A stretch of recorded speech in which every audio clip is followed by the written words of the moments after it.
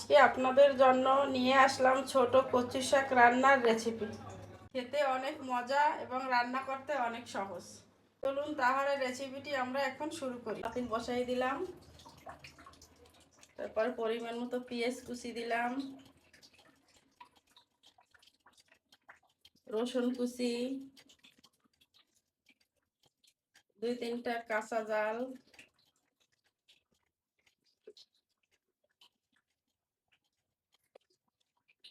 আধা চামচ হলুদের গুঁড়া, পরিমাণ মতো লবণ। এখন আমি ঢাকনা দিয়ে ঢেকে রাখবো 15 মিনিট। 15 মিনিট পরে ঢাকনা উঠিয়ে নিলাম। এখন আমি ঘুটনি দিয়ে ঘুটে নিব। মাঝখানে আমি 2বার নেড়ে দিছিলাম।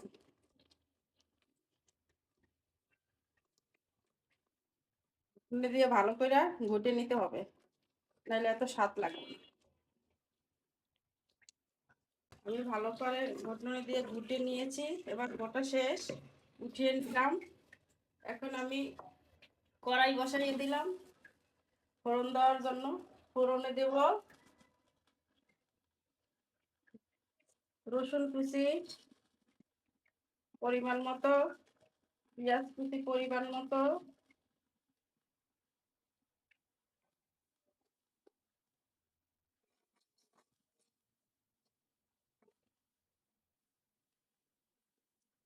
তারপরে একটু সরিষার তেল দিয়ে দেবো পরিমাণ মতো। চাইলে সয়াবিন তেল দিয়ে করে নিতে পারবেন। আমি আবার সরিষার তেলটা পছন্দ করি বেশি, এই জন্য সরিষার তেল দিলাম। আর এইসব রান্নায় ভর্তা, তারপর ভাজি, তারপর এই কচু শাক, এগুলো রান্না করলে, ভাজি করলে, রান্না বা ভাজি যেটাই বলেন, করলে স্বাদ বেশি বাড়ে। দুটো তেজপাতা দিয়ে দিলাম স্বাদ বাড়ানোর জন্য। হয়ে গেছে। এখন আমি কচু শাকগুলো দিয়ে দেবো বা ঢেলেই দিয়ে দিলাম।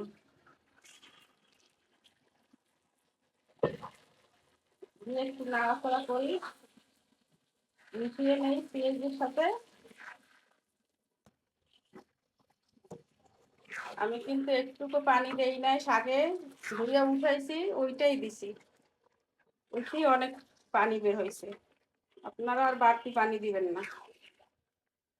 এখন টেস্ট বাড়ানোর জন্য একটু চিনি দিয়ে দিলাম 1 চামচ। দিয়ে একটু লাড়াচাড়া করব, মিশিয়ে নেব লাইরে।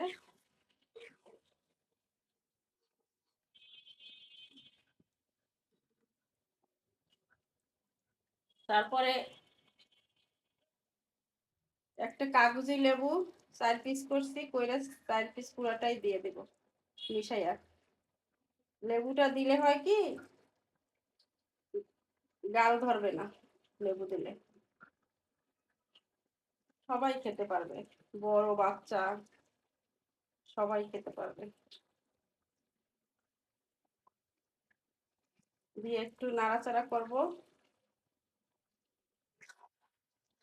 করার পরে নাড়াচাড়া দিলাম। দেওয়ার পরে আমি এখন মরিচের গুঁড়া ভেজে রাখছিলাম আগে, ওইটা দিয়ে দেবো উপর থেকে। এতে ঘেরান খুব ভালো আসবে, খেতে খুব ভালো লাগবে। আপনারা চাইলে নাও দিতে পারেন, কিন্তু দিলে খুব ভালো লাগবে।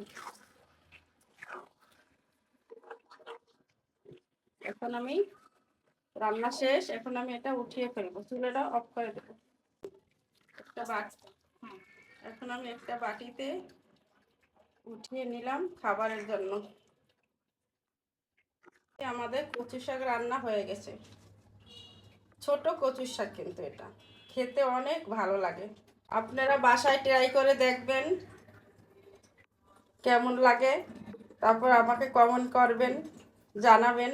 আবার নতুন নতুন রেসিপি দেখার জন্য ফলো দিয়ে রাখবেন।